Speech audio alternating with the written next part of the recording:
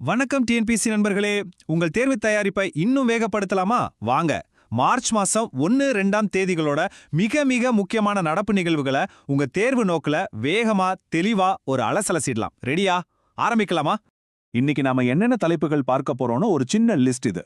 முக்கிய தினங்கள்ல ஆரம்பிச்சு நம்ம மாநில செய்திகள், தேசிய அளவுல நடந்த நிகழ்வுகள்னு போய் கடைசியா ஒரு குவிக் ரிவிஷனோட முடிக்க போறோம்.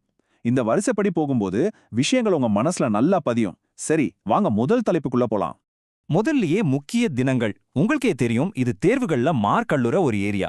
தேதியையும் அதுக்கான கருப்பொருளையும் சரியா ஞாபகம் வச்சுக்கிட்டா போதும். சிம்பிள். மார்ச் 1 2 முக்கியமான விஷயங்களை நாம ஞாபகம் வச்சுக்கணும். முதல்ல பூஜ்ய பாகுபாட்டு தினம். இதோட 2026க்கான கருப்பொருள் ரொம்ப முக்கியம். நோட் பண்ணிக்கோங்க. அனைவரின் ஆரோக்கியத்தை பாதுகாக்க அனைவரின் உரிமைகளையும் பாதுகாப்போம். அடுத்தது உலக சிவில் பாதுகாப்பு தினம். இது எதுக்குன்னா, புயல், வெள்ள மாதிரி பேரிடர் காலங்கள்ல சிவில் பாதுகாப்பு அமைப்புகளோட பங்கு எவ்வளவு முக்கியம் நமக்கு ஞாபகப்படுத்ததான். சோ இந்த 2 தினங்களையும் குறிப்பா அந்த கருப்பொருளையும் மறக்காதீங்க. சரி, உலக அளவுல இருந்து இப்ப நேரா நம்ம மாநிலத்துக்கு வருவோம். டிஎன்பிசி தேர்வுகள்ல தமிழ்நாடு சம்பந்தப்பட்ட கேள்விகளுக்கு எவ்வளவு முக்கியத்துவம் கொடுப்பாங்கன்னு நான் உங்களுக்கு சொல்ல வேண்டியதில்லை. அதனால இந்த பகுதியில கொஞ்சம் கூடுதல் கவனம் தேவை. இந்த நம்பரை நல்லா பார்த்துக்கோங்க. 4400 கோடி. இந்த எண்ணை மட்டும் மனசுல பதிய வச்சுக்கோங்க. இதுக்கு பின்னாடி நம்ம மாநிலத்தோட வளர்ச்சியை பத்தின ஒரு பெரிய செய்தி இருக்கு. அது என்னன்னு இப்ப பார்க்கலாம். ஆமாங்க, அந்த 4400 கோடிங்கிறது நம்ம பிரதமர் மோடி மதுரையில தொடங்கி வச்ச திட்டங்களோட மொத்த மதிப்பு தான். இது வெறும் ஒரு நிதி ஒதுக்கீடு இல்ல, தென் மாவட்டங்களோட உள்கட்டமைப்பை அடுத்த கட்டத்துக்கு கொண்டு போக போற ஒரு பெரிய முதலீடு. யோசிச்சு பாருங்க, புதுசா தேசிய நெடுஞ்சாலைகள், மேம்படுத்தப்பட்ட ரயில்வே பாதைகள்னு வரும்போது நம்ம வர்த்தகமும் போக்குவரத்தும் எவ்வளோ சுலபமாகும் இல்லையா?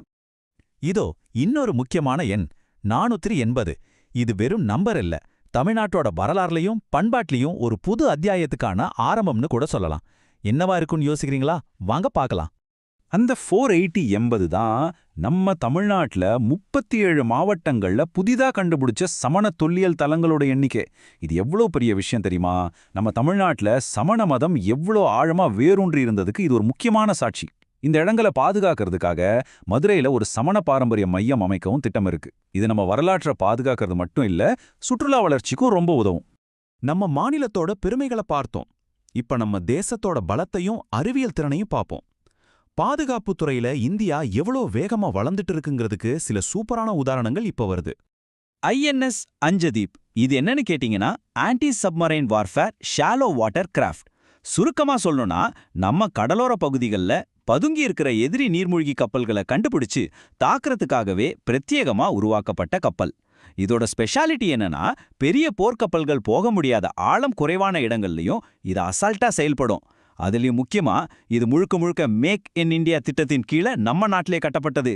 இது நம்ம தற்சார்புக்கு ஒரு அருமையான உதாரணம். அடுத்தது VSH சோராட்ஸ். இதை பார்த்து குழம்பிக்க வேணா, ரொம்ப சிம்பிள். ஸ்டெப் 3ல மான்பாட் அப்படின்னு இருக்கு பாத்தீங்களா?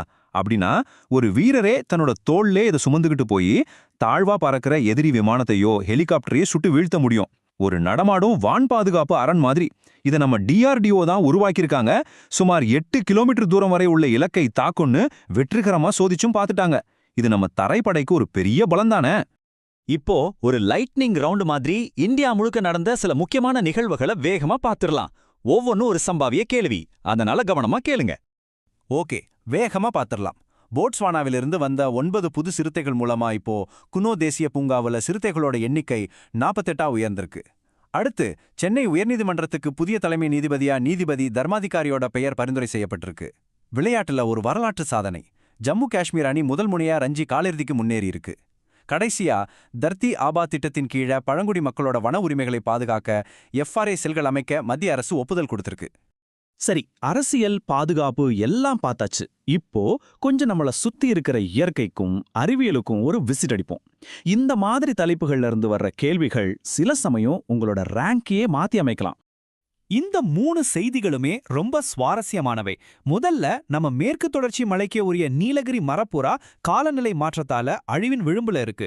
2வது, பிரேசில் காடுகள்ல இருக்கிற அமோண்டாவா பழங்குடியினருக்கு வயசு, வாரம், மாசம்னு நேரம் சம்பந்தப்பட்ட எந்த ஒரு கான்செப்டுமே கிடையாதாம். எவ்வளவு ஆச்சரியமா இருக்கு பாருங்க. கடைசியா, உயிரோட தோற்றம் பத்தின பெரிய கேள்விக்கு ஒரு பதிலா ஒரு RNA மூலக்கூறு தன்னைத்தானே நகலெடுப்பத விஞ்ஞானிகள் பார்த்திருக்காங்க.